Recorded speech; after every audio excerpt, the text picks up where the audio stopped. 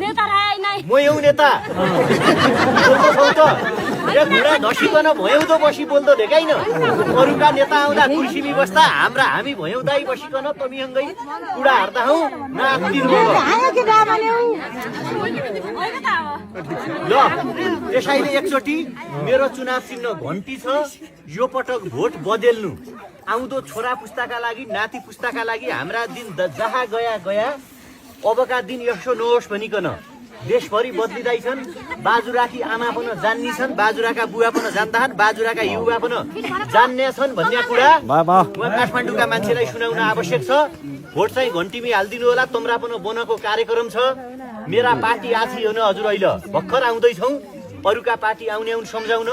उनका अगाडि भन्नु त्यो दुःख सम्झिकन भोट चाहिँ फेरि घन्टीमै हाल्नु जो नेता जनताका बेला भोटै माग्ने बेला अब खाना खाने बेला जो पनि राजनीति गर्दा तिम्रो दुःख ठिक छ तिम्रो दुःख सही हो तम्राइ जस्तो मेरो पनि कुरा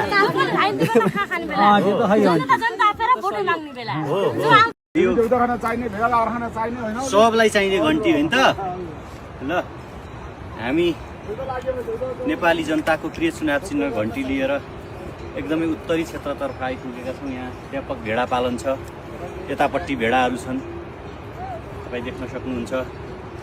है पछाडितिर खच्चर पनि छन् बाजुराको असाध्यै उत्तरी बेल्टतिर चुनाव चिन्ह हाम्रो घन्टी छ हाम्रो चिन्ह होइन जनताको चिन्ह ल आउनुहोस् यसको बारेमा जानकारी दिनुहोस् ल नमस्ते नमस्ते बुन्दै हुनुहुन्छ होइन त यसलाई के भन्छ सर हजुर त्यसलाई दन भन्छ दन बुन्दै हुनुहुन्छ तपाईँहरू ल यो हाम्रो चुनाव चिन्ह है दिदी यसपटक भोट चाहिँ घन्टीलाई दिने अब सबैले सम्झाउँछन् तपाईँहरूलाई है तपाईँहरूको चाहिँ यो स्पेसल दन भयो कतिमा बेच्नुहुन्छ एउटा कुरा भयो भने हजुर त्यही 12-13 हेलो ल यस्तो छ बाटोमा बाटोमा खच्चरहरू आइरहेका छन् तपाईँकै गाउँको मान्छे आउनुभयो होइन त ल उताबाट सामान ल्याउने यता बेच्ने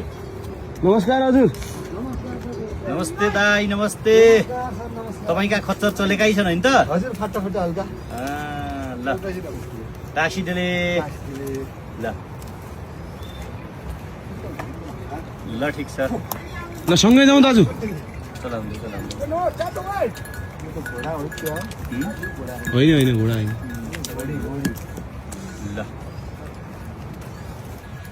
ल है दिदी राम्रो छ ल